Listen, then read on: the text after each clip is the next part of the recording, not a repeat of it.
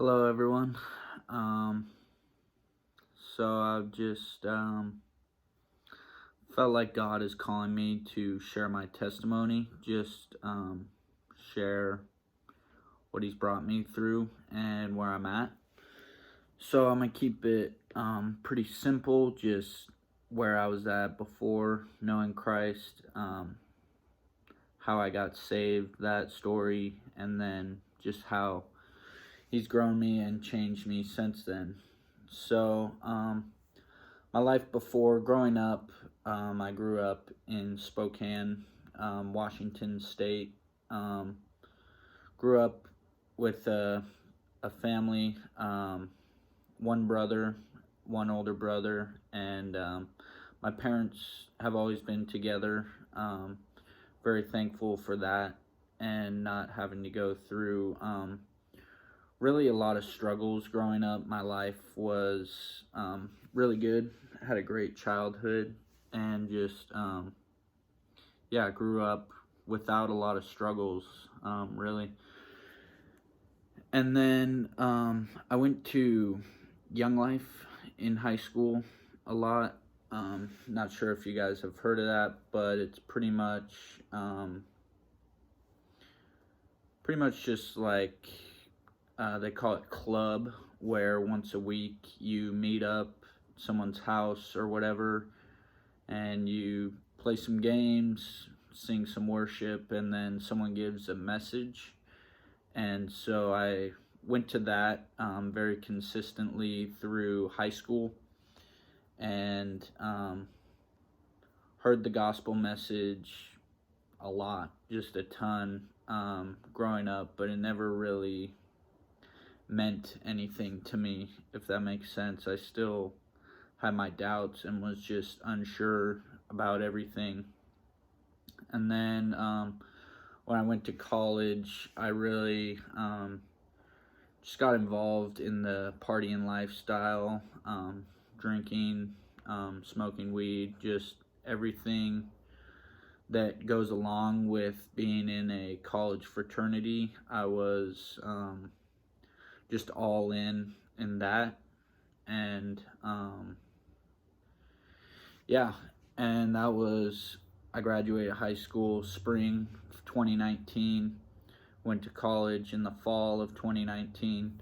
So then spring of 2020, obviously coronavirus, so got sent home from college. Was just living at my parents' house. Had a job over the summer, but didn't do much besides that. And then went back to school fall of 2020. It was online, but I was still living in the fraternity. And so that was just a horrible environment for me. I would just, I had online classes, so I would just wake up, smoke weed, and get through the day. Really, I had no motivation or care about my classes or anything, really. I just did not care about anything. I didn't think there was any purpose. I didn't think there was anything to really strive for. I was kind of, I guess, pursuing a degree in a way, but I was more just there because it was fun. I was with all these friends. At the time, they were my friends, and we would just wake up, do our online classes, whatever, till about 2 p.m., and then drink and smoke all day, every day. And so that was the entire 2020 year. Yeah, 2020 fall through spring 2021. And then spring 2021, I just really wanted to do something over the summer with Young Life, because that was always fun to me. I always went to cool places during the summers, like Philadelphia, and yeah, just cool places that I've never been to before, through Young Life, through their summer camps. And so I thought, sure, I'll do that. Just do that for a summer, come back and keep partying, keep doing what I'm doing. And so I went to, they call it summer staff, where you go to a camp for a month, you help out, you connect with all these other people that you're working with. And so I pretty much just, while you're there at the camp, with your fellow summer staff people, you share your testimony, you share what God has brought you out of. And at that point, I wasn't saved. And so I kind of fabricated this lie where I said, oh, I was depressed. Obviously, I was, but I said I was depressed and during the pandemic, and now I feel like God is working in my life again. I was all alone, but then he was talking to me.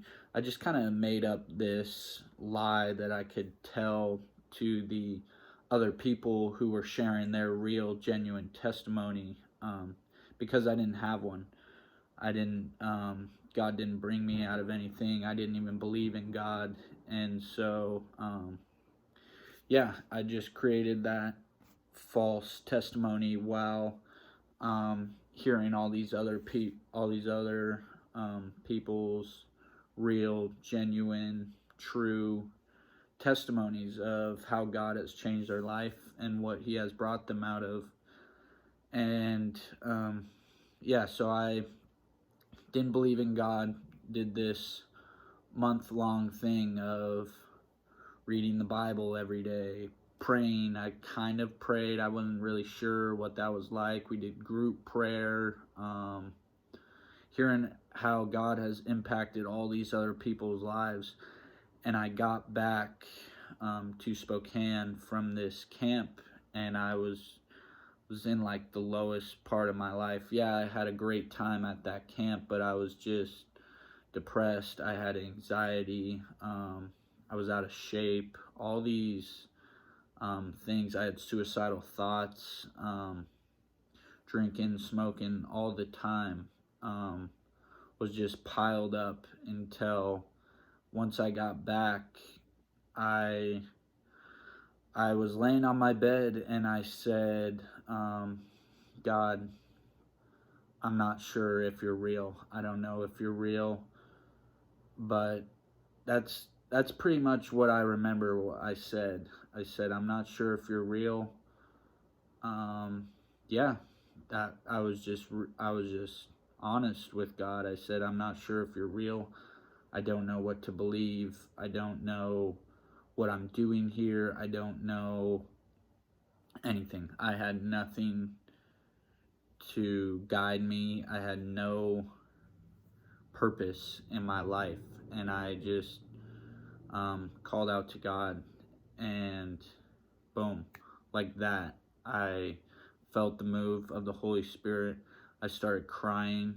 I just instantly felt new. I felt like something supernatural happened to me, and I didn't know what it was. I didn't know about the Holy Spirit. I didn't know anything that happened to me, but I was like, okay, God showed up right there. Boom. So I didn't want to be all religious about this, because I grew up kind of going to church. I grew up hearing all these things like, oh, if you're a Christian, you gotta read the Bible, you gotta give up your drinking and your smoking and all these things. And I didn't want to do that. I was like, okay, God is real. That's awesome. not really sure what to do with this. I'm not going to be Christian. I'm just going to, I didn't know. I wasn't sure what that meant for me. And so that was the end of summer of 2021. And then, right after that, my dad told me that he just got diagnosed with stomach cancer.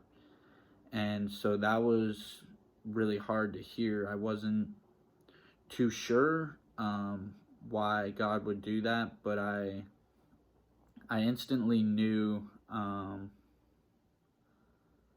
how I was going to get through. It was kind of a weird feeling where I was like, I trust in God. I didn't know what that meant, to trust in God, but I just had this feeling like this was a few days after this encounter, after in my room where my dad told me that. And so I was like, I know God's real because I just experienced him a few days ago.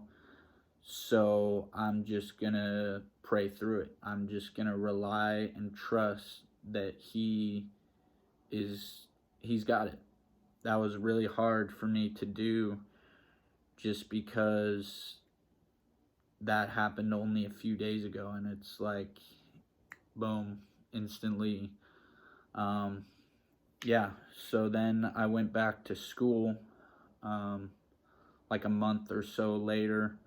I was in school. My dad started going through chemo treatment, and there were nights where I didn't really know what to do besides just pray, just cry out to God and pray that he can work in my dad. He can get rid of this cancer and fight it off.